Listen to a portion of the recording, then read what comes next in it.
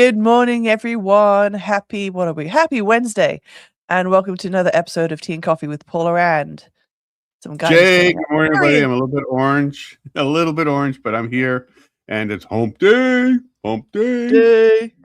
Oh, How are yes. you? Welcome, everyone. Great to see you. Great to see you, hubby. How are you doing? Yeah, I'm gonna have to travel with a white light bulb, so when I'm using the lamps, I can change it to at least a white one. The other one had both options, so I chose white. And no, look, this is not a racist thing. I just look better with a white light than a yellow light. Yeah, I think most of us do, because maybe this is Trump's issue. They've set his lighting to be a yellow bulb, and so therefore Orange Man bad.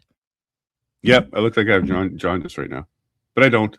Yeah. I'm normal. I'm good, everybody. Yes, no jaundice for you. Your liver is fine. You're good. Yes. And I got a comment yesterday that I look tired. I am, guys. I am. There's a lot of work on the road, running around. We've been doing it for quite some time. And I'm looking forward to a small break where I can catch up. Maybe we'll have one of those mornings where I crash till at least 9 a.m. and get some rest. But yeah, I'm tired because there's a lot of driving involved and a lot of work to do this. But you guys are worth it. Very, very pleased with last night. A lot of people very happy to see Kathy and Dr. Hodgkinson. He's funny. he's got a couple things that he makes jokes about now. So if you can make it out to Hinton tonight, you'll get a taste of that. Yeah. No, we've gotten to know. We've been fortunate to get to know him quite well, and yeah, he is a very funny man. He likes to tell his jokes and his opinions on how times have changed. But yeah, no, he's a good guy. I enjoy he and his lovely wife's company. They're good people. And thanks to everybody who was there that watches the show as well. There's several people, and our good friend Freedom Honey, Mike himself, was there. He just happened to be working in the area, and he popped in and said hi. So it's good to see him there as well. He helped with some of the boxes when I put it away. So good man.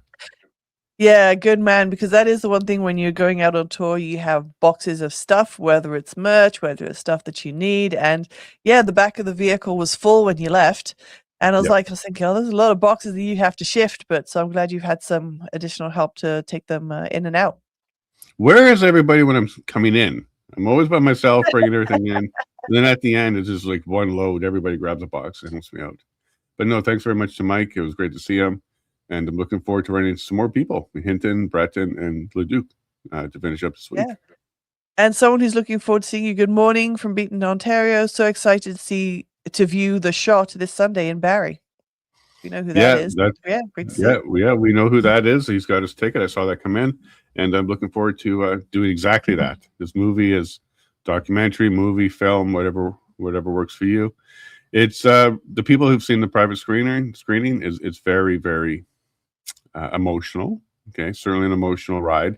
It wasn't meant to be. It's just that's what the story is. And lots of good information in there. And I'm probably going to share it with Dr. Hodgkinson and Kathy today. So we may be getting to Hinton pretty early, have a little bit of time, and make screen it for them. Yep. No, that'd be very cool. And just as a side note here, let me go to my thing. If you want to go ahead and check out, support Dan in his fight, or purchase the ticket to go ahead and see the screening while in Ontario, there you go. You've got supportsean.ca. Yep. So and really we're looking forward to seeing all of Sean's army come out and to support Dan. Dan will be at all the showings except for Ottawa. But in Ottawa, we have Detective Helen Gruce joining us along with Dr. Chris Shoemaker, and I'll be there. So we'll have a good time that time in Bikers Church with Melissa and Rob and the rest of the crew in Ottawa. So I'm looking forward to that one. And then we're into Peterborough on the 10th, and then we're in Whitby on the 11th. So if you're in Oshawa, Pickering, Whitby, East Toronto, North York, all of that, come see us in Whitby for that one. And then we'll be Hamilton on the 12th, and that one's selling really good. So get your tickets. Yeah. And then Oakville on the 13th. And then I'm going to jump on a plane on my birthday and come on home. Come home to us. And yeah, Jay's already excited because he knows it's a family day long weekend. So yeah, you're not doing anything on Monday other than spending time with us. Well, I'll have to move a guest because I think there was a guest that was booked, but we'll look at moving that, or we'll just do that early in the morning and have the rest of the day to ourselves. We'll see. Yeah, and I wouldn't mind that because we're done by 8:30 our time, and so that's plenty of time then to spend with the family. So apologies from David, night leg, What happened to him was he's in the UAE. He got a new phone. He was transferring things over, and the email and the text message didn't get to him in time. He eventually got it, but he didn't get it in time. So next time we're going to rebook him. We'll give him a couple of days notice on the link, and we should be good to go. Excellent. So I have a quick question. Yesterday. So a quick question before we move on. So we got a message regarding that flyer while someone was door knocking regarding, the rise of the white supremacy. Yes. Yeah. They wanted to know who was the person, at least the organization that handed it out. Do we know? They were canvassers for the recall in that area. So you can look up the recalls because there's so many of them in Deer Run, Calgary. So Deer Run's a neighborhood, Calgary. It was for the recall. They were trying to get signatures for their petition. So there you go. I'll message her back in case she's not watching right now. But yeah, I saw that message. You want to know who handed out or where was it from? So there we go. Yep. Yeah, they came door knocking to collect signatures. The young lady there said no, thank you, and then they handed her that paper and left. Okay. Yep. Shame on them. Thanks for checking because they are canvassers. So that means they're registered with Elections Alberta. There's a certain canvassing going on in that neighborhood. There's a certain MLA that's being recalled, or at least attempted to be recalled. So you can kind of narrow it down to who's doing that. Yeah. Yeah. Well, thanks for that. Good to know. Oh, and then the conversation regarding tank top, wife beater, vest.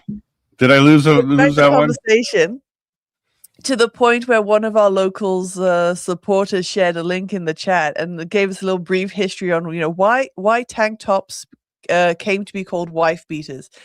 And it is, I have a feeling I know why. It is a derivative from, the actual name of those who perhaps were associated with the physical violence. That seemed to be what they wore. But the tank top seems to come from a history of men's old swimsuits. And end up coming originally from that name as well. So thank you very much for our supporter who shared that link in the chat. I just saw it this morning and I clicked on it. I was like, oh, look at that. There's a full article on why it says, and then the story behind wife beaters isn't as pleasant as the history of the tank top. Anybody look into the history of the bunny hug in Saskatchewan? Why Saskatchewan calls hoodies bunny hugs? There's a little homework for some of you. The history of the bunny hug. But yeah, but you're doing good. Cool. Everything's good. Yeah, everything's fine. Everything's fine on our end. Everything's fine on the farm sitting front as well. It's pretty cool. And so I'm not a horse person. Other than pony rides or birthday parties from back in the day, I haven't encountered and dealt much with horses. Now the friend that I'm farm sitting has numerous, but she's got 2 mares. One of them is pregnant. And so when I was doing a bit of a wellness check with them yesterday afternoon, I went over, calling her name. And next thing I know, she's coming over. I put my hand out and she's kind of a bit standoffish. So I'm just chatting to the pregnant horse. And she starts moving away closer and then does this. She puts her head forward. So I could give her a little bit of a scratch. So we had a nice little moment. I spent some time, hanging out with her, comforting her, making her feel cheery, and then I went on my merry little way. So I thought that was a nice experience that I got that I don't typically have because I don't deal with horses. I know all the horse people around there say, they absolutely love them, think they're great creatures, and of course, they are.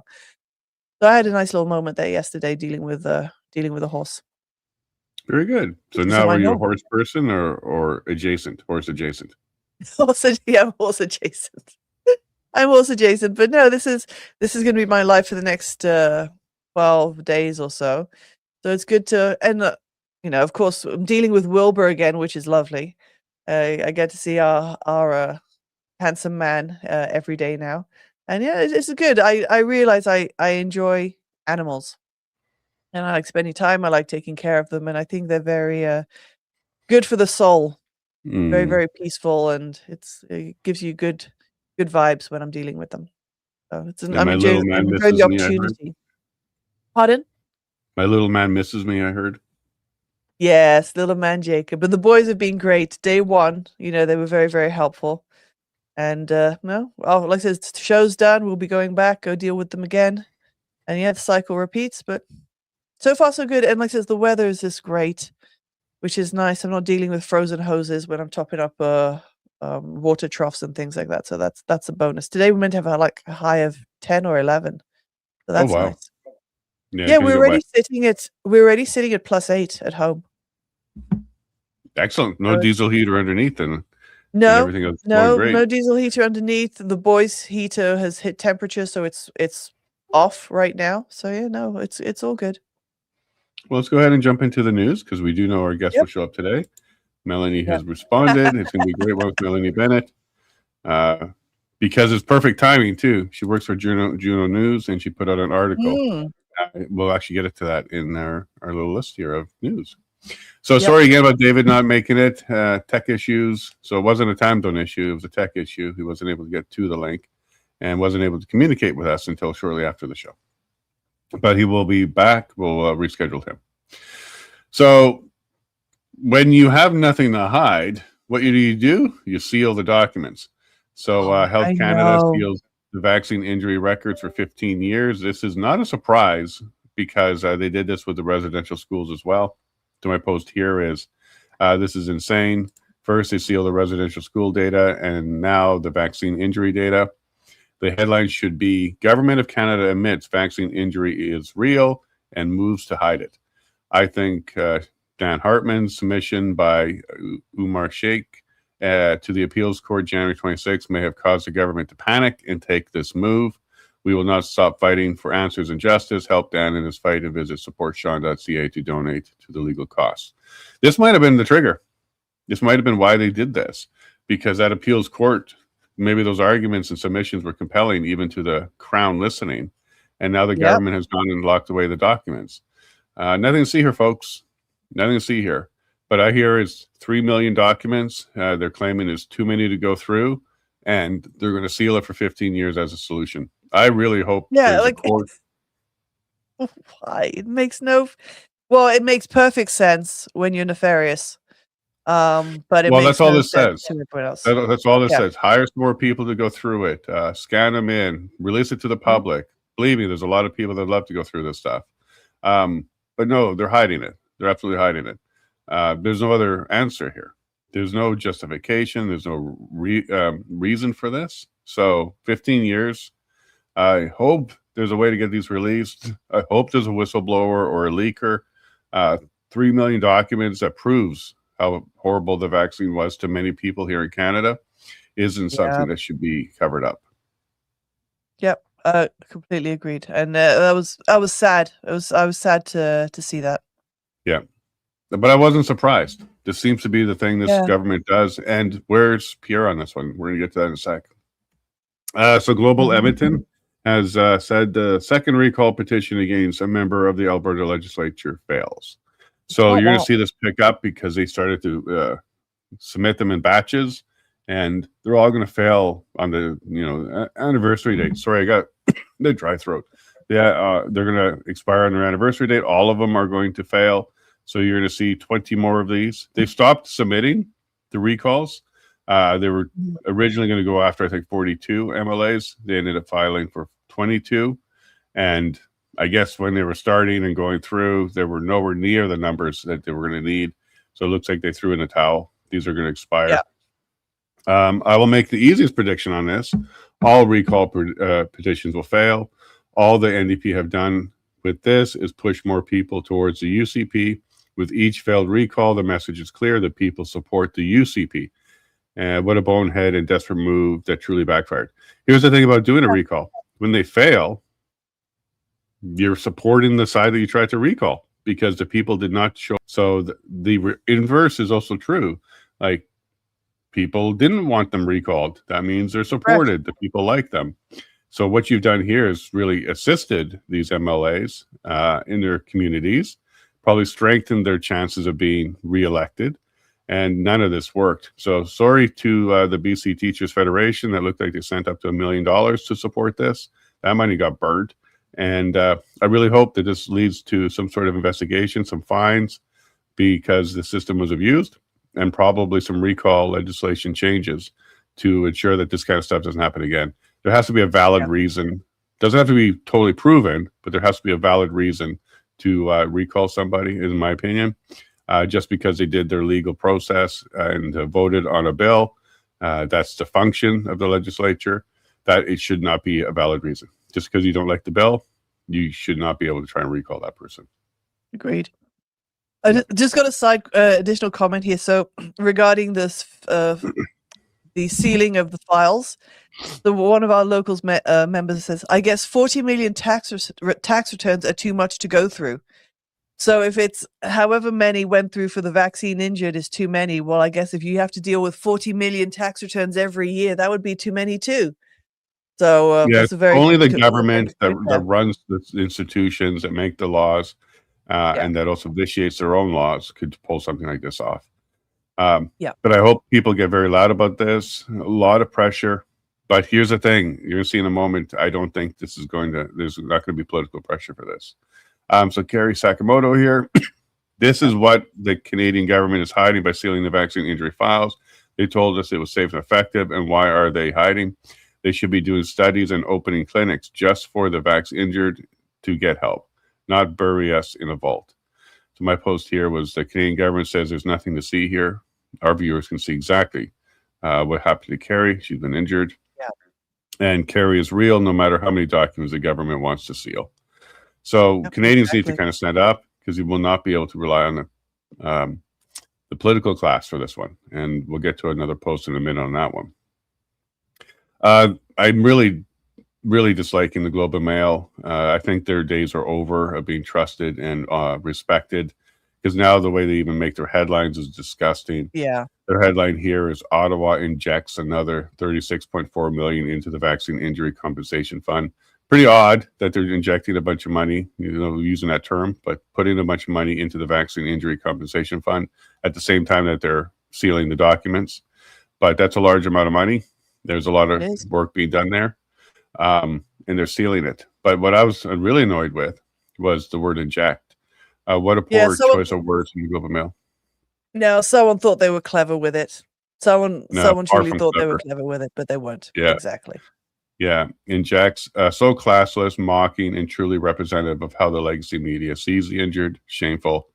There's a lot of ways to write that headline, which would be very accurate, journalistically appropriate, but they're mocking, they're making fun of, and that's gross to see. You can see their bias. They're wearing it on their sleeves. Hush money. So PM approves $28,000 bonuses for top bureaucrats amid calls for sacrifice. So when he's saying we all need to sacrifice, we need to cut back, here he is creating nearly $30,000 in bonuses to the top bureaucrats. I think this is just hush money. Keep them happy, keep them wanting their job, keep those bonuses coming in. And the last thing they're going to do is bite the hand that feeds them, much like the media. Yep. All right. Not much to say there. So Corey Morgan, he's on vacation, but he's still posting away. BC now has an independence movement organizing, and it warms my heart. Corey, mine too. I'll have them on the show soon to chat about this quickly growing movement in BC.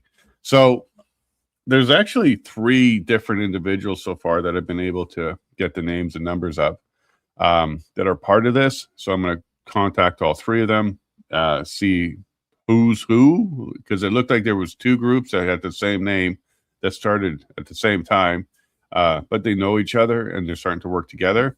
And then I got the card for another one, which was the one that ran the meeting yesterday in BC. Chris Scott, or on the 2nd, and Chris Scott went there. So I got a name of a 3rd person. So I'll be reaching out to all of them, see what's going on. And I've already scheduled a date to have them on the show. So we may have up to 3 wonderful people from BC who are working with the BC Prosperity Project to let us know what they're up to. Great. Yeah. I'm okay here. So Theo Fleury says, hey, Polyev, any comment on this, or will it be the usual crickets? This here is why you won't become prime minister. You went along with this nonsense. And this is referring to the 15 years of the Vax files being sealed. And this is why I don't think there'll be any political pressure, because I agree with Theo on this one. So I posted, this issue is 11 feet away from Pierre, and he doesn't even have a 10-foot pole. There's no chance he will talk about this. He's on the record calling for faster distribution of the shots, making him liable for the injured and dead. I wish I was wrong on this one. There's going to be no Conservative Party push on these files because it helps them too. There's absolutely no reason for them to be opening this. In fact, the NCI report that came out got buried as well by the Conservatives. They didn't bring it forward because, again, they're liable. They were part of it. The only opposition that Pierre had against Trudeau at the time was he's not doing it fast enough. He was on the wrong side of that one. He doesn't talk about the injuries or the dead. And there's no way you're going to see a push out of CPC to open these documents because it helps them too. And this is kind of why I believe the Liberals can get away with it so easily, so blatantly. It's because they know there's no opposition on this. Everybody who's there, even Elizabeth May, was there during this time. None of them want to see this accountability happen. So there will be no Conservative Party opposition to the sealing. It's going to take a brand new government, maybe some court cases, and even then, I'm not even confident. So I'm hoping there's a leaker, a whistleblower, somebody that will leak these documents. This is what happened to the Pfizer papers in the U.S. when they tried to seal them for 75 years.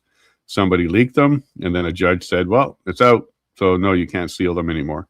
So maybe the same thing will happen up here in Canada.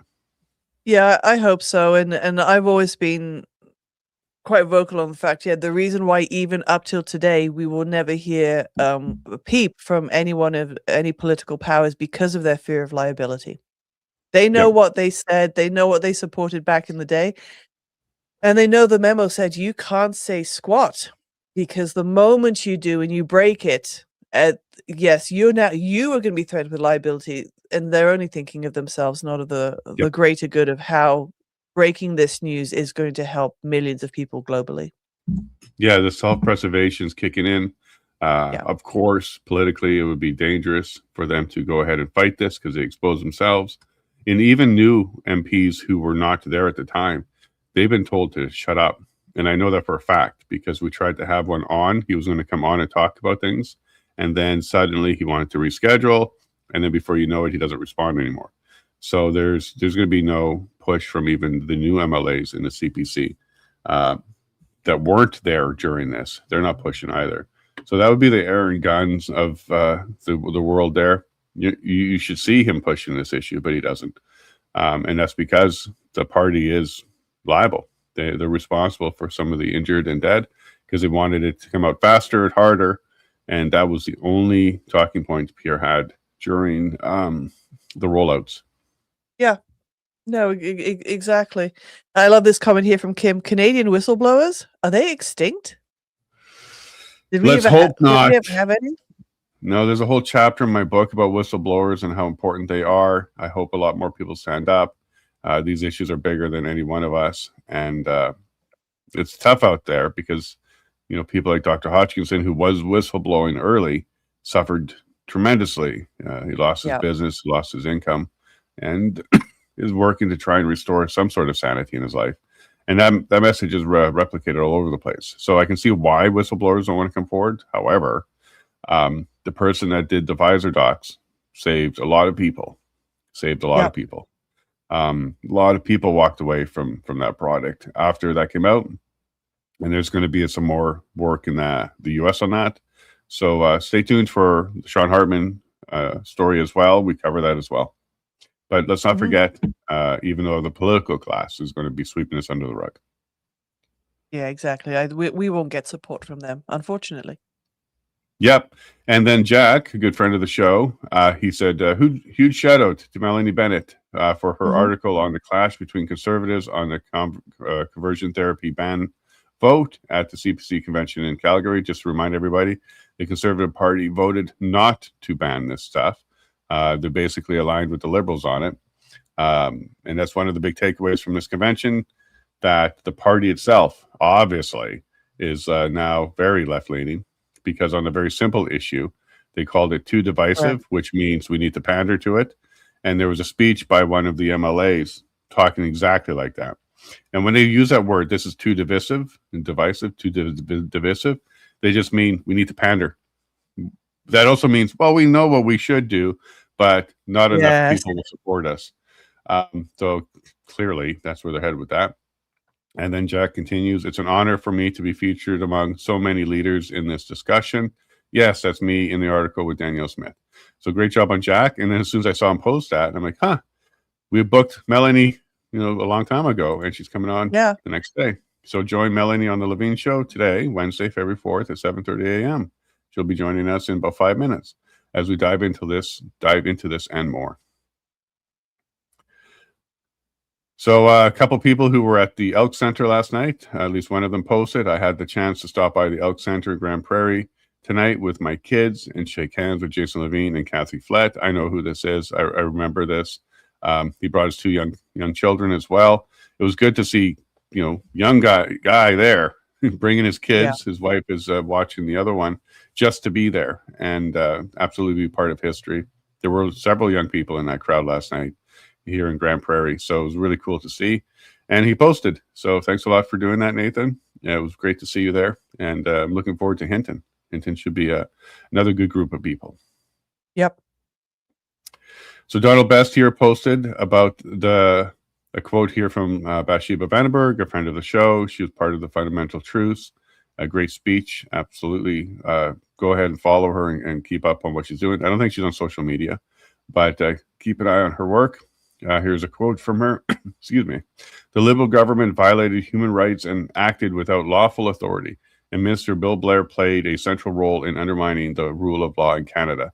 This is in relation to the appeals court decision that the lower court had it right, which said the use of the Emergencies Act was illegal by the Liberal government, and that was the Justice Mosley's decision.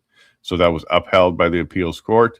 And as you go through that deeply, you'll see people like Bill Blair absolutely was pushing for it and is responsible for breaking the law. Now, Bill Blair has stepped down. He's no longer an MP with the Liberals. But a lot of people are still pretty frustrated that we're not at an accountability stage on this particular issue, let alone the vaccine injury. But the Emergencies Act response has now been deemed twice by the courts to be illegal, but nothing happens when that happens. There's nobody charged, there's nobody arrested, nobody lost their job, other than the people on the other side. People are being exposed for donating to this absolutely legal protest demonstration. Everything was legal about it, but people had their jobs lost because they donated. Officers were penalized, and a whole bunch of things happened where they shouldn't have. This was a legal protest. There was nothing illegal about it. Some people were in jail. Tamar Leach, Chris Barber is paying legal fees and had almost lost his truck, and they're under house arrest right now, all because they participated in a legal protest. So I see our guest, and we'll get to her in a couple of minutes. Very excited to have her here. CTV has to release headlines like this from time to time. Canada's economy is on life support, and country is in recession, economists say. Well, there's a shocking headline of the day. Yeah. At least they're saying it out loud. They can't hide it. And this is probably even sugar-coated. It's probably way worse. I understand that the banking system nearly collapsed a couple of days ago with the drop of silver and gold. Tremendous drop, 30% for silver. But I understand somebody came up to me last night to explain to me how close. He was like, it was this close to a complete collapse. So CTV is likely sugarcoat when they say this. And this is bad. This headline's bad. It's likely way worse, and we know who's responsible for this. Well, remember, just blocking one bridge in Windsor was about to cripple the country. So, yeah, that was Chrystia Freeland's testimony. Yeah, and I think she might have been kind of accurate. That's the kind of economy Canada has. Another reason for Alberta to do our own business and get out of it. Yep. Remember to come and join us in Hinton tonight. So if you're in the area, do that. Some people have driven a couple hours to be at these events, and that's really beautiful to see. Oh, thank you. Yeah, but Kathy Flett and Dr. Hutchinson and I will, share some information with you, a couple speeches, and have a Q&A. The Q&As are very, very valuable and lively. Some people were taking some good notes. One lady says, I have a question. It turned out she had 10. But we went through them all and addressed them. That's what we want to see. That's a participation. And she wasn't. This is the forum. This is the forum for it. This is the opportunity. And she clearly didn't decide to to support the movement, she had questions, and we went through them all, and they were great questions. Some of them we can't answer because we can't predict the future, but we can certainly share our opinions and ideas, and that's some of the things that people are looking for. And then we had a good showing in Whitecourt and in Grand Prairie. And Dr. Hodgkinson keeps making the comment, like, how do you know how many chairs to have? Because you keep filling it up. And there's just enough. I'm like, oh, that's just the way things work out. But several hundred people last night in Grand Prairie, and we're headed to Hinton, where we have, I think, seating for about 300. It could be expanded if more show up. But we're looking forward to Hinton. And then remember, support Sean.ca. If you want to watch the documentary, see the first screenings, and to support Sean. Father Dan in his fight to get justice. There's the donation link for the legal there as well. All right, I'm really excited because we got our refugee back again. So let's go ahead and bring her in. Good morning, Melanie. How are you? Morning. Morning. I'm well. How are you? We're good. We're good. It's been too long. I know we tried like late last year to get you back on again. It's been too long. How you been? I've been all right. Just doing my thing. Just doing your thing. Yeah, your thing includes an article about the Conservative Convention and what timing to have you booked to come on, and then that comes out. So, yeah, we can probably just jump right into that one. What do you think? Sure. So Juno News, so you've been reporting with them for a bit now. You do a lot of good work there, by the way, so I'd like to applaud you on that. It's rare that we see honesty in our journalistic scape, but you definitely bring that to the table. So thank you for that work. And even some of that stuff last year that you were doing that we were talking about in DMs, fantastic. Okay, keep it up. But this one, were you actually at the convention? I was not at the convention, but I did notice quite a bit of disagreement and fallout following the vote. Yeah. And I was curious to hear the arguments, because my knee-jerk reaction also was, how come that didn't pass? How come it failed? And speaking to some people that I respect, that I know do not support child transition, hearing their perspective on why they felt it was good that that particular resolution didn't pass, I started looking at it a different way. So I tried to speak to more people who were, so I wanted to have an article that was sort of having the disagreement, the debate, right? So people who are for it, people who are against it. Given the timelines for publication, I wasn't able to speak to enough, in my opinion, people who were upset that it had failed. Although I did try, but I think at least what the article did was express why some people, like for example, Coach Blade, James Decker, who's been very strong advocate. I mean, he met with Danielle Smith on child transition. We know him as Jack. Yeah, and Shannon Boucher, who's a father whose child had transitioned, who is also happy that it had not passed. And so, yeah, I think that from my understanding, the only thing that was being discussed is this stuff that was underlined. So it was specifically talking about conversion therapy. They call it the conversion therapy ban, and then the assumption is that they're talking about the Bill C-4, which is if you send your child who's confused about their gender to therapy and the therapist tries to encourage them to be comfortable in their own sex, that would be illegal. So, but it's not clear, and sort of apparently there's the wording of it people felt was perhaps unclear, but that the Conservative Party did in fact already have a policy that was in opposition to the transitioning of children, which is still upheld. So my understanding is that many people, not all, but many people didn't agree with that resolution passing because of the wording. That's my understanding of how some people felt about it. Well, the interesting thing is, as you probably know, Bill C-4 was unanimous. Everybody voted for it. And that includes many people who are still in the Conservative Party, including Pierre himself. So it's kind of painted themselves in a bit of a corner there. Like, how can they now kind of support something different than that? But they also did this in Alberta. Alberta has. Danielle Smith has taken a position on this. Jack is one of the people who helped right, that legislation. And then I think it was Bill 9 that used a notwithstanding clause to ensure that it stayed law and wasn't challenged or changed by the courts. So in Alberta, the very different juxtaposition to the CPC on this issue. So a lot of people were surprised that there wasn't more support to go ahead and take this step forward to what they call protecting children. Okay. Now, when you get into the underlying issue, whether or not parents and their children have the decision, this is a debate that was on our stage in Red Deer between Mia Hughes and Bruce Party on whether or not parents and children can make the decisions of whatever decisions they want to do, including gender transitioning, or what Mia's position is everybody's gone so radical on this, the information is not being shared, the medical information is not being shared properly, and people are not getting the actual care that they need, which is more mental health than it is physical alterations. So this debate is pretty strong right now going on in Alberta, but Alberta has taken a position and the Conservative Party has not taken that same position.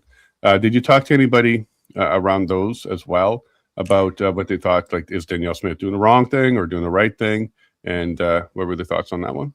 I watched that segment that you did with Mia and Bruce, that debate that they had, and I found that really interesting because I've had those discussions with Bruce myself on occasion, and I find both arguments make sense to me. So I couldn't say where I necessarily sit because I feel like this is something that we need to talk about more. So I'm going to indirectly answer a different question to the one you asked me. One of the points that I made in the article at the end is that clearly there's a lot of misunderstanding or people talking past each other on this issue, right? And I think that the Conservative Party has not been talking about this issue enough. They've obviously avoided it quite a bit. It was the same in the last election. And although Linda Blade is correct in that they do have a policy that was voted in at the last convention in 23, they don't really talk about it publicly all that much, especially Pierre Poilievre. And I think that they should. I think we should have more discussion on this, not just on your panels, Jason, but the actual Conservatives themselves, right? And so I would like to see more of that. I think that it is healthy for us to have debate and disagreement on this because there are many good points. And if Pierre Poilievre is serious about having unity within his party, I think that he should have unity here because I think it could backfire. Not talking about it or just being like ignoring it, whatever. I think that could backfire. Now, I agree completely. Go ahead. I was going to say, love, because if we don't talk about it, then we're under the assumption that whatever is passed down, or whatever's been agreed upon by whomever, is going to be the norm, and we should just live with it. No, there's going to be many times where something's going to come down or presented to us that we do disagree with. But if we don't say anything, it's going to be passed. It's going to become the norm. And a lot of people are not going to be happy with it because these things are going to be put upon them, put upon their children. And we're just meant to accept it. So they should be always having this as an active discussion because things can change. Bills can be evolved and adjusted. It shouldn't be given that, oh, it's been passed down from above. Accept it. This is the norm. Now move on. I think there should always be constant conversation about this particular subject, at least. Yeah, I agree. I think we should be talking about it more. That's kind of what I was trying to get across too, because it would be. So we need change. We obviously need change in this country, and there's a lot of talk about there potentially being an election. And it would be such a shame if an issue like this were the one thing that stopped change from happening in this country. And that could be a possibility if there's so much division over this particular issue. Yeah, and that's kind of know what our politicians' stances are, what a potential prime minister's stance might be. Right, and that's kind of where they're protecting themselves because that MP came out and said this is a very divisive issue, which means they're looking at the popularity of the issue and not the context of the issue where we should be having a discussion. I really don't care if I'm part of the 1% who thinks something's bad. I still want to have a discussion. But for them to kind of look at the popularity of this, and what they're talking about is the voters in the East, so Ontario and Quebec. Where do they land on that issue? They really don't care about where Alberta lands because they know, but they don't need them. They need the voters in the East in order to go ahead and become informed government. So it looks to me like they're not digging into the issue itself. They're digging into the re-electability of them. And that's where they're kind of stopping with this conversation. And a lot of members felt that way too. It doesn't look to me like they actually wanted to talk about it. They just wanted to get voted back in. What are your thoughts on that one? You're talking about strategy, political strategy, and I don't, that kind of goes over my head sometimes, because I'm personally the sort of person that I think politicians should be principled. They should say what they think. You'd think. That's not always the case. We know that there's such a thing called strategy. So I'm not really going to comment on conservative strategy, because I know nothing about it. But I would like to see more discussion on it. I don't personally agree that it's divisive as much as it might be portrayed. And I think possibly the reason that things might be divisive is because we're not talking about them, right? Yep. That's just my personal view on this. Well, here's what you're laying out there as a foundation. Like, if we talked about this more people may understand and may support you on it. And that's what they run with. Like, they do polls and they check the temperature of what's going on. But when it comes to the political strategy, and I know that you're just kind of catching up on some of that. But in order to get that moderate middle over to the conservatives, this is who they're trying to pander to. And on this particular issue, they can't take a hard line, just like Danielle Smith took. That's what it looks like they're doing here. They're not even opening up for conversation, because I don't think they have a position. Their position is to get as many votes. Elston's position, right? I think that was his position on Rebel News, where he was saying, Billboard Chris, he was saying that if the conservatives want to attract moderates and people on the left who are not particularly happy with the way that the liberals are dealing with this issue, that would be like the number one way to do it, is to adopt, policies that are very strongly against child transition. I mean, that was his point on Rebel News. But then I spoke to some other people who were against the wording of the underlined bit. So remember, it's not the whole policy, not the whole thing that was changing. It was just the underlined bits, who they felt, strategically speaking, that it was the opposite, that if it was seen that the Conservative Party were homophobic, they were for gay conversion therapy, because that was one of the arguments, is that the wording could be confused for allowing gay conversion therapy, which was James Decker's point in the article. If the Conservative Party are viewed as the homophobia party, then that would be used by the Liberals during the election. So again, there's two different ways of understanding how to strategically get more votes, right? But again, I think it would be good to have those discussions. I think it would be good to have those debates. Yeah, so I'm planning Mia and Leighton with Sean Buckley and Bruce Party to come on. Would you mind being my co-host on that one? We can help moderate that conversation. Be your co-host? I mean, I could have a go. Well, I think to start having those conversations, that's exactly how we do it. We bring together arguments from both sides, articulate. They can have conversations. They don't get frustrated. They don't name call each other. But we can start to dissect a little bit deeper why Mia feels like the government should be intervening here, and why Mia and Leighton, by the way, so both of them feel that way. And then Sean and Bruce feels like the government needs to stay out of this, and especially Sean's position of every time we give them some rope, they hang us with it. So we really don't want them involved at all. So I think that would make for a really good panel. And I think I could comfortably bring you along as somebody who also has a very good perspective on this from a journalistic standpoint, and we'll kind of co-moderate and host this I would panel. love to. I always like hearing their perspectives, honestly. So I think that would be an interesting discussion to have. And you've been doing really great panels. So I'd absolutely love to join that. No, thank you very much for that. Coming from you, that means a lot, actually. Thank you for that.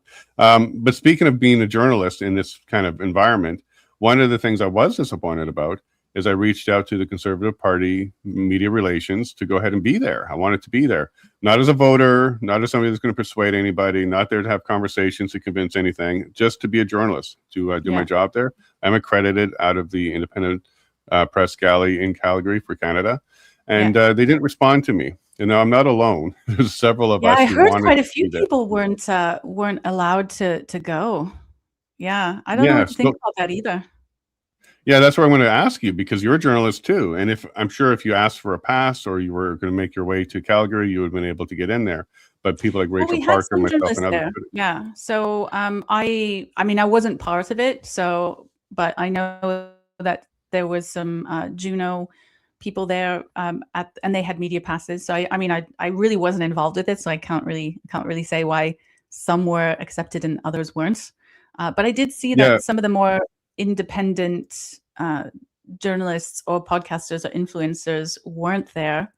And there seems to be a lot of pushback against the influencers that were there, although some of them were there on their own dime.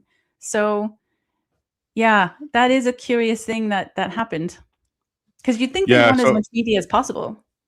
Yeah, so I'm not on the bandwagon that the ones that were there in some way, you know, shady or anything like that. I don't agree with that at all.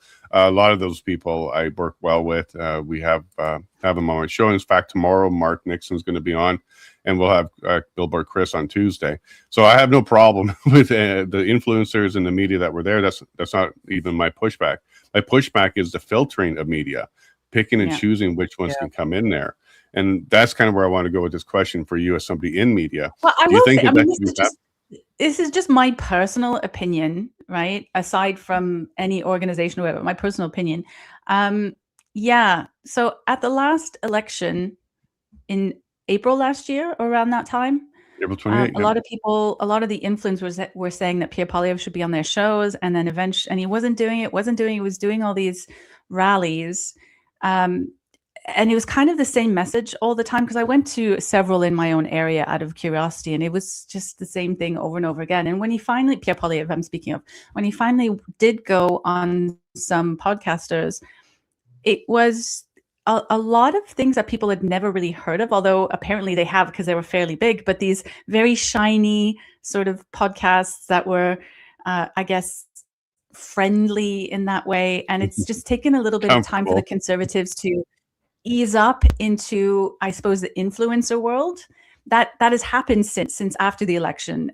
Pierre Poilievre, I think, interviewed with Jasmine Lane and some other podcasters over time, but it's taken some time for them to ease up into it. And so it did feel maybe a little bit like this convention was similar. So that, you know, curating which influencers they want to allow in and stuff like that. So, I mean, there's probably a strategy, like a media strategy within the party. I don't know. I'm not, I mean, like, because I'm not, you know, I would like to see the Conservatives be elected simply because I would like there to be change, but I'm not personally a massive fangirl of the party, right? So, you know, I'm not I'm not a fangirl of all parties.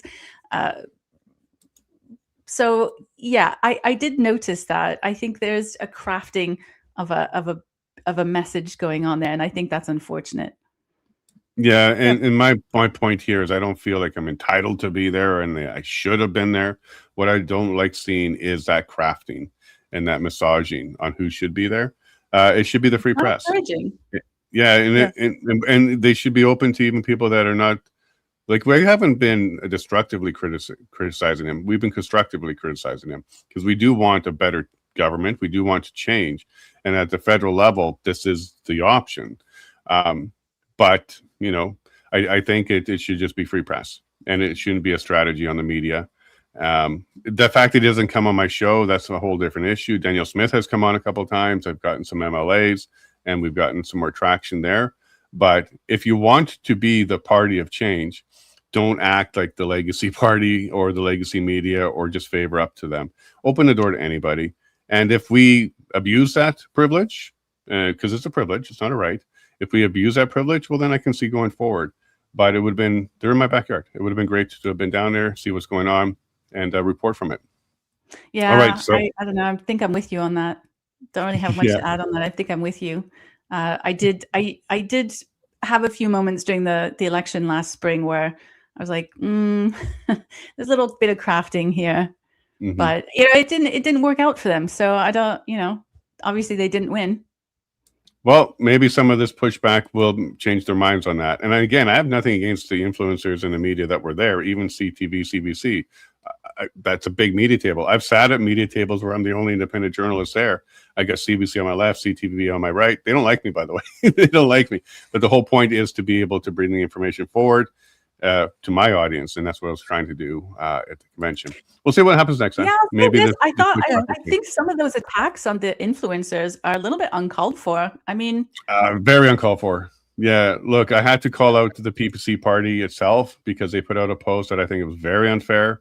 They were tying, the influencing harming children to the influencers. I had to denounce that because that's just not the right thing to be doing. You don't go attacking the influencers. They don't even vote. They were there to do other things. They didn't even vote, so they didn't even have a role in that. And it wasn't 100% support. So you can't say everybody is responsible for that. So yeah, I don't think that's a good look. I don't think that you should be doing that. But what you can be doing is asking media relations, why are you picking and choosing? And maybe you should have a more open door policy when it comes to media.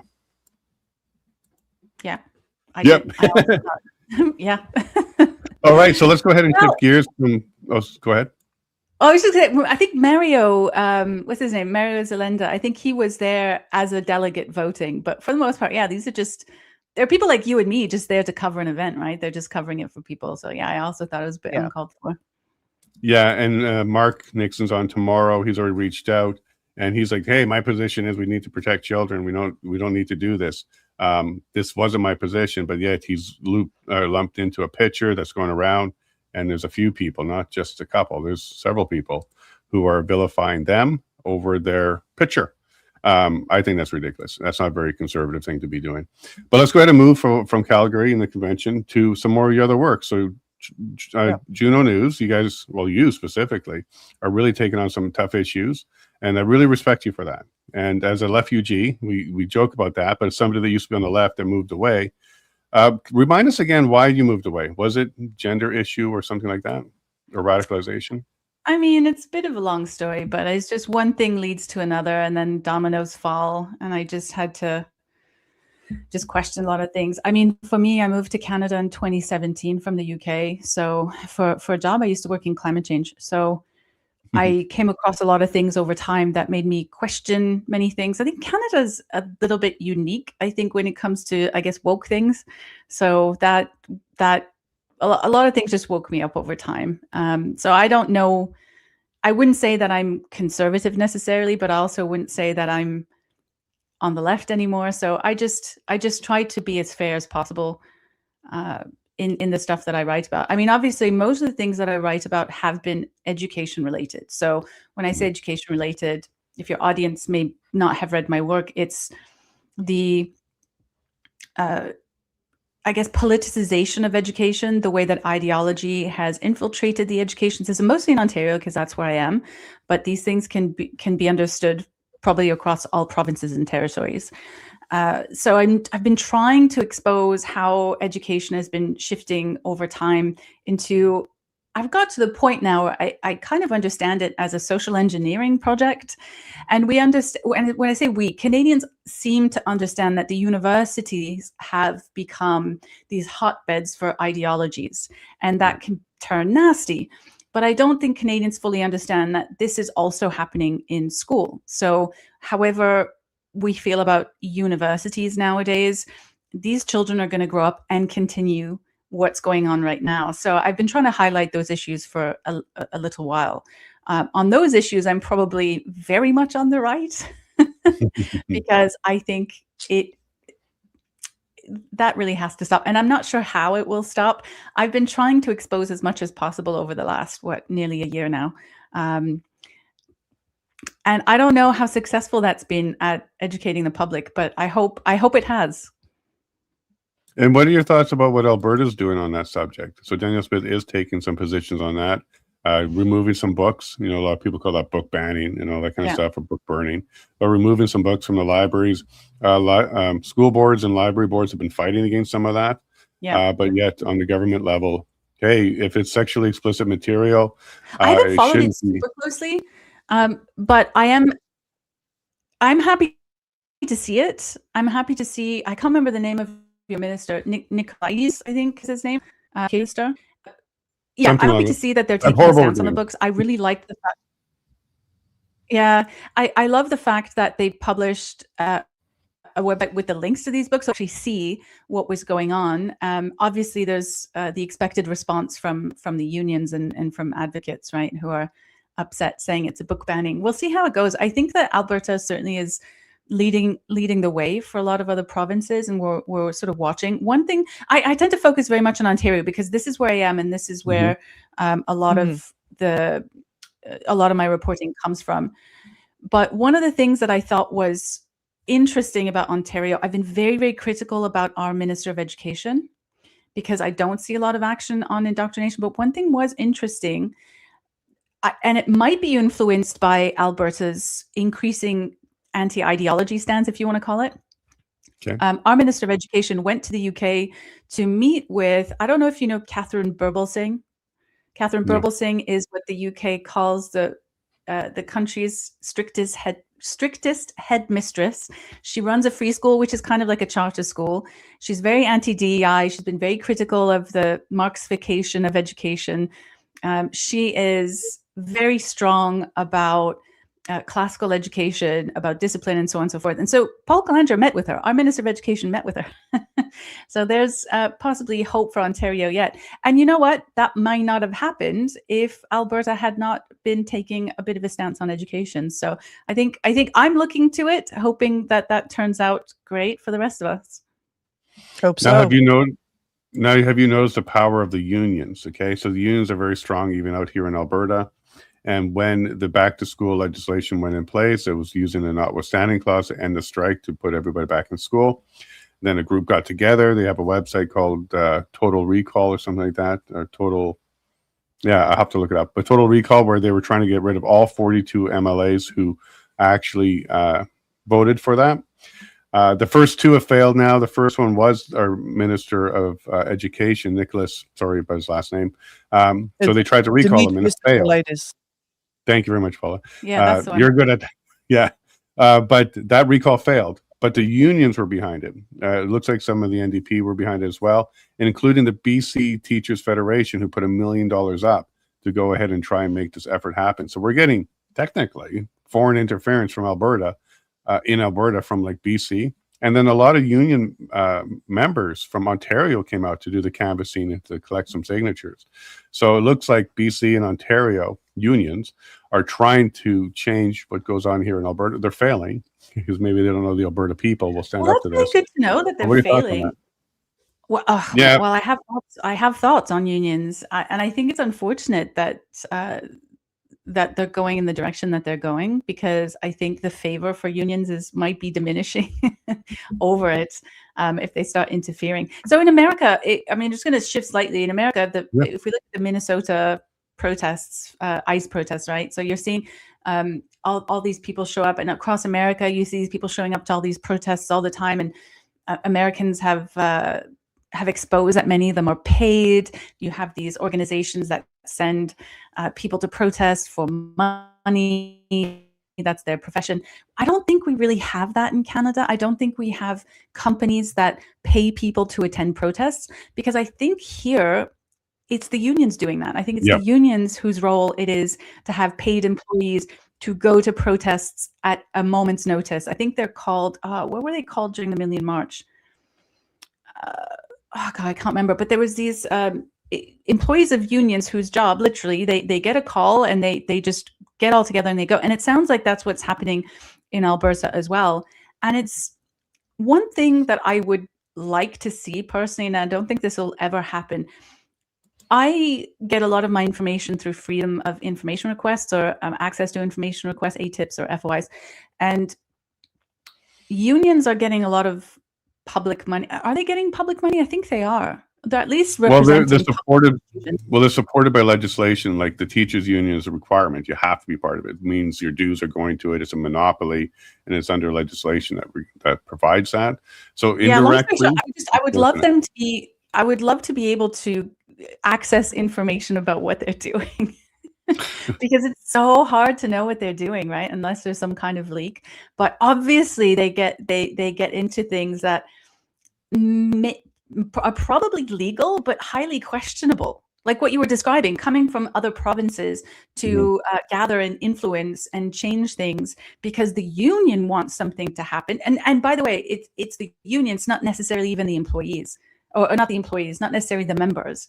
Right. So their membership might not want something, but the union staff or the union execs, they want something. So they'll get together, they'll push to get what they want. But obviously that's not working in Alberta. No, and I like how you contrasted that to the US, and you said, well, they have paid agitators because the unions aren't the same as down there. And half of the states actually have right to work legislation, which means you don't have to join a union. You can pick and choose a different union. It's not mandatory like it is up here in Canada. And when it's mandatory, the unions don't have to work for the members. The members just have to be there. They can do whatever they want. So they become the political advocates and special interest, and they go, and you have that small group at the top, and they're just going to do whatever they want to do, not for the members. So something like right to work legislation, where you don't have to be part of it if you're a teacher, you can join a different one, you can have multiple unions to choose from. This is why I think in the US, they're not as effective as they are up here in Canada. And that's why you see other groups like Soros and the Tides Foundation and other groups getting, professional protesters and doing it that way, because they can't use the union because they're not mandatory and not as required. You want to comment on that? And then I have one more question before we jump over to our supporter section. It went black screen and I missed half of what you said. But no worries. What I will say is, I also think perhaps employees probably need a choice of unions. Like if you have to be part of a union, possibly even have choices. Because I'll say this in Ontario, and it may be different in other provinces, but in Ontario, there have been many teachers that I've spoken to who have been very fearful of their unions because they're very aware that unless they ideologically agree with everything, they are not going to get represented by their union. And sometimes with some contracts with some unions, they cannot seek outside counsel. So there is an intimidation from onto the members as well, and they don't really have a choice, right? So those are some very real issues. Yeah, and in Alberta, it's kind of mixed because the Teachers Association of Alberta actually has two roles. One is the union and one is the regulator. So when you go against your union, you also worry about your license and whether or not you can work. They actually have the two roles. So at least a minimum, that should be split up. So we have the teachers, regulators, and then the union. Here in Ontario, they are split. So the Ontario College of Teachers is a regulator, and then the unions are something else. But they're completely aligned with one another. So yeah, has it made a difference? Probably not.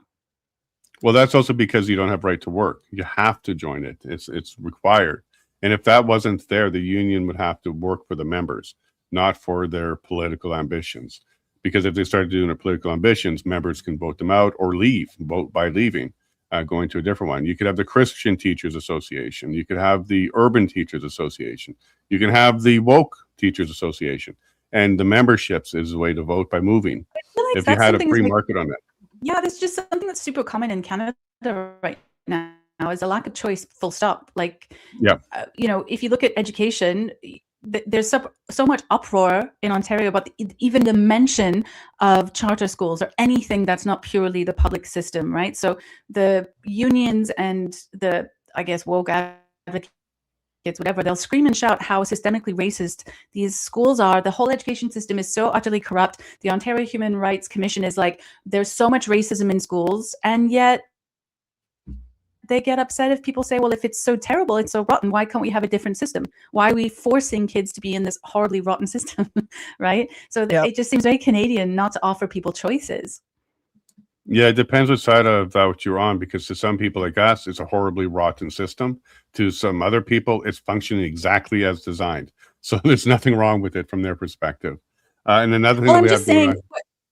What I keep seeing all the time, what we keep hearing is how racist and horrible and oppressive, and we have to have all these new programs to transform education because it's so racist, so oppressive, right? So it's the woke crowd, if you want to call it that are telling us how horrible it is, and yet the moment that anybody tries to create a system that is different, they just scream privatization. This is terrible. So what they're effectively saying is we want to keep children in the system that we think is increasingly terrible. Yep, and they're taking it a step further here in Alberta because there's a petition now to eliminate all schools except for public schools.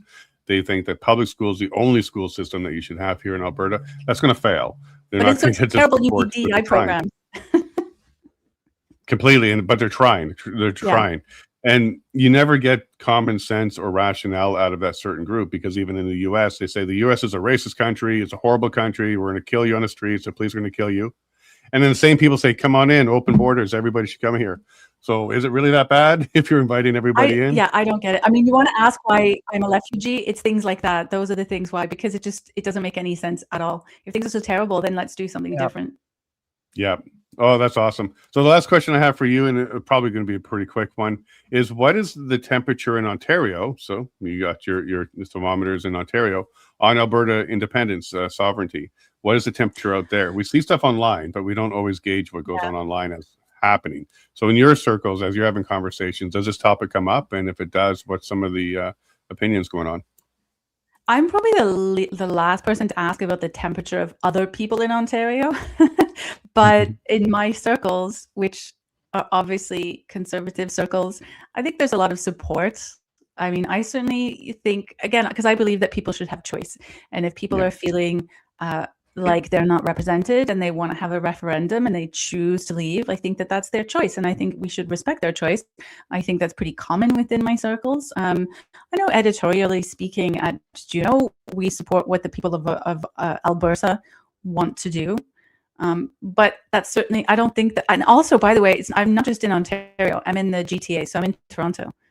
So around me, that view would be very much a minority view, I would imagine. I think a lot of people, it's such a funny story about Alberta too, because on the one hand, we hate you, but you can't leave. That needs to be, it's another one of those, like, contradictions that I'm seeing over Alberta. If you hate them so much and they're so terrible, let them go if they're so inbred.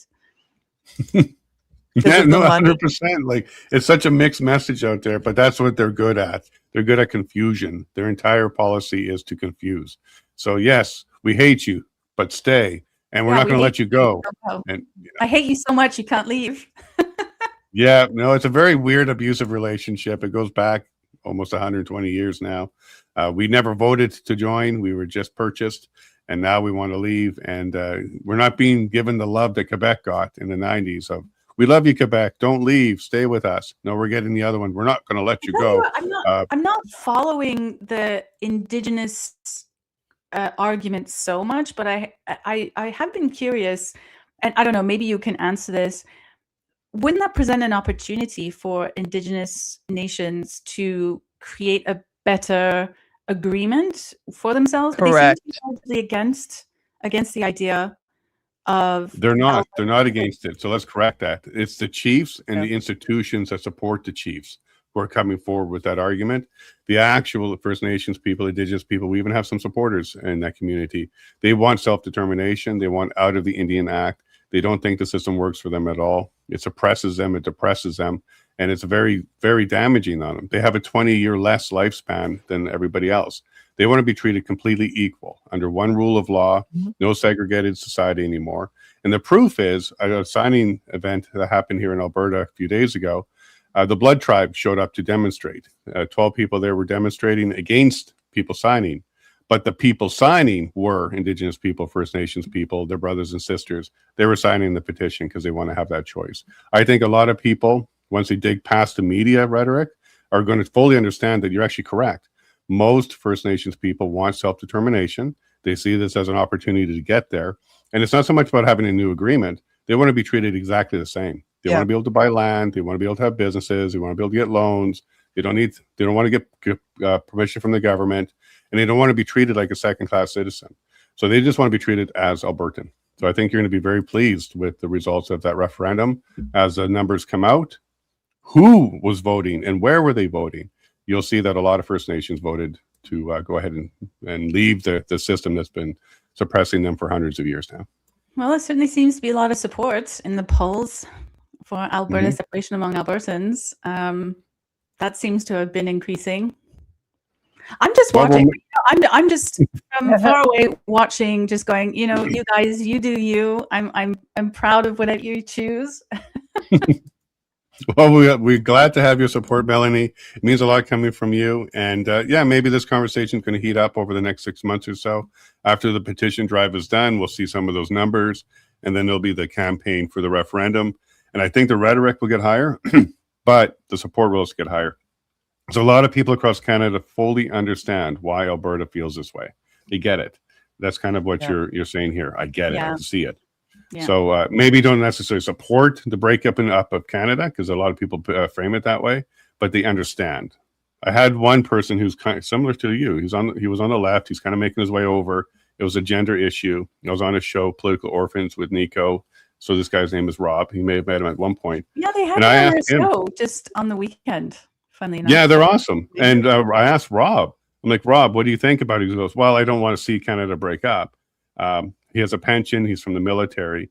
And I said, okay, well, putting your pension aside, the financial, personal portion of it aside, why should Alberta stay? And he's like, I don't have an answer for you. Yeah, I totally understand why they want to leave. You know, you guys, at the end of the day, I understand why Albertans feel the way that they do. I wouldn't like to see Canada break up either, but, you know, things change over time, and very rarely does, you know, history remain consistent. So, you know, maybe it is time for a shakeup. If that's what it takes, the other side is, if that's what it takes for Canada to realize it needs to address problems, then maybe that's what it takes. Yeah. And that's kind of where Bruce Party's position is Alberta could be the one that really shakes up the political class, a bit of an earthquake, and wake everybody up.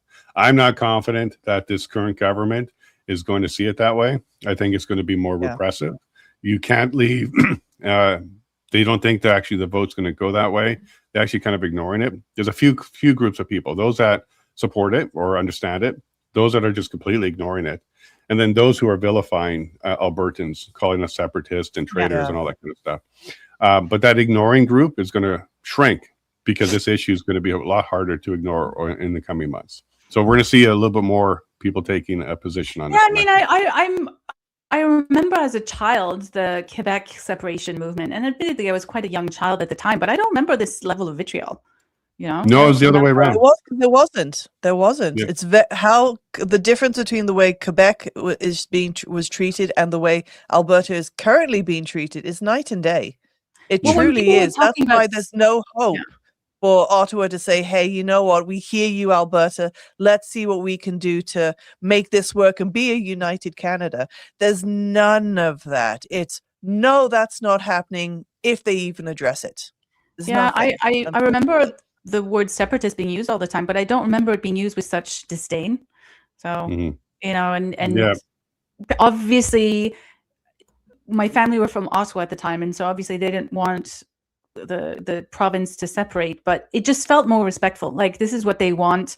You know, there's going to be arguments for and against, but it just seemed respectful. And I think it's a shame that we live in a time where many people feel that their opinions have to be forced on other people. Like, at the end of the day, I think as far as I understand, like, I don't know the laws very well in this, but as far as I understand, there's pathways in our constitution that allows secession, that allows provinces to potentially separate, right? So that's a thing that exists. Yeah.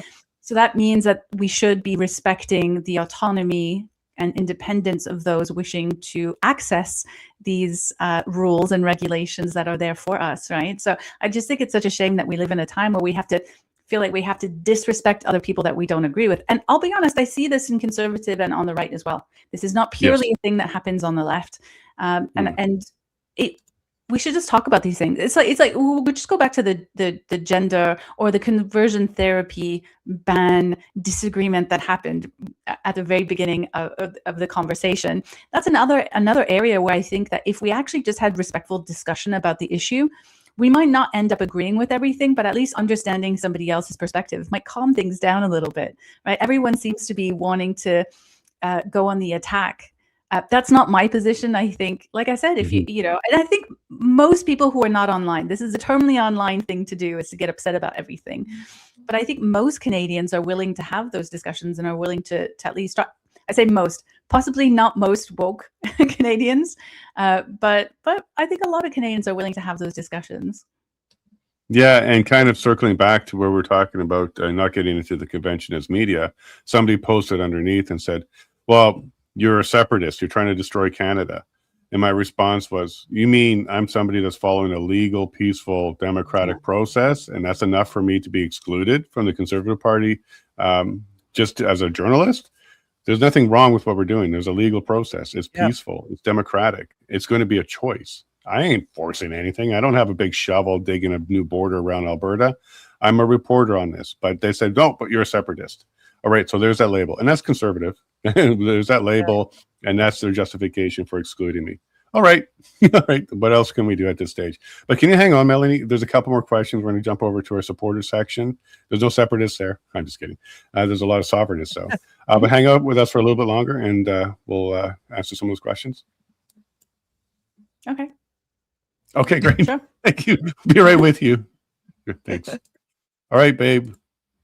That was awesome. I love having her on. She's the best. We got to keep her on the show. We should be bringing her back every quarter or so because these are great conversations. And I think the number one message from this episode is let's talk. Let's have the conversations, especially when it's uncomfortable. There's a comment here from our locals that I wanted to highlight because I felt it was a very good point. My theory is because this is on why Quebec and Alberta treated very seriously when it comes to the separation. My theory is because if Quebec had separated, the East would have just lost power, so they were passive. Now they risk losing their purse, so are more aggressive. Yeah, and it's also a different time. So in the 95, the 95 referendum, there wasn't cancel culture, there wasn't the labeling, there wasn't that kind of mechanism. There wasn't the encouragement to hate online. Like not the same at all. Brazenness of people. Yeah, exactly. Yeah, and here it's very different. We label you, we cancel you, we can call you traitor, and then boom, your whole world ends. It's a very different culture right now. But hey, it supports us. The more the people in the East tell us what we can and can't do, you're making our point. Every time you say, hey, we're not going to allow you, that's the exact mentality of why we want self-determination and sovereignty. Because we want to be the ones that decide, not be told. So just keep it up. I don't mind this rhetoric. It's helping. Anybody who's in the middle, who's undecided, they see it as well. And they're like, wait a minute. There's one side here that says we should be doing things on our own. We'll have prosperity. We'll be in control of our energy, etc., our markets. And then there's the other side that says, no, we control you. Where do you really land on that issue? I think it's helping the movement. Yeah. And on that note, we're not telling you what to do, but we're asking you to please like and subscribe and share out this episode and the show if you like it. And then if you would like, you're welcome to become a supporter of the show as well and join us in the backstage area where we can continue this conversation with Melanie. Absolutely. Great way to put it. We're not telling you, but we are asking. So thanks for your support. It's your button, your choice. You can push that like, subscribe, and ring that bell. Your button, your choice. That's where we land on that one. All right, folks, we're going to see you tomorrow with Mark Nixon. He's one of the influencers in that photo that's going around that people are attacking. We're not attacking. We think influencers and journalists have a job to do. I'm glad that at least some of them were there. And Mark's going to come on the show tomorrow and share his perspective as well. So looking forward to that episode. You all take care. Everyone have a fantastic day. And I'll see you in the morning. Bye from me. Love you all very much. And God bless.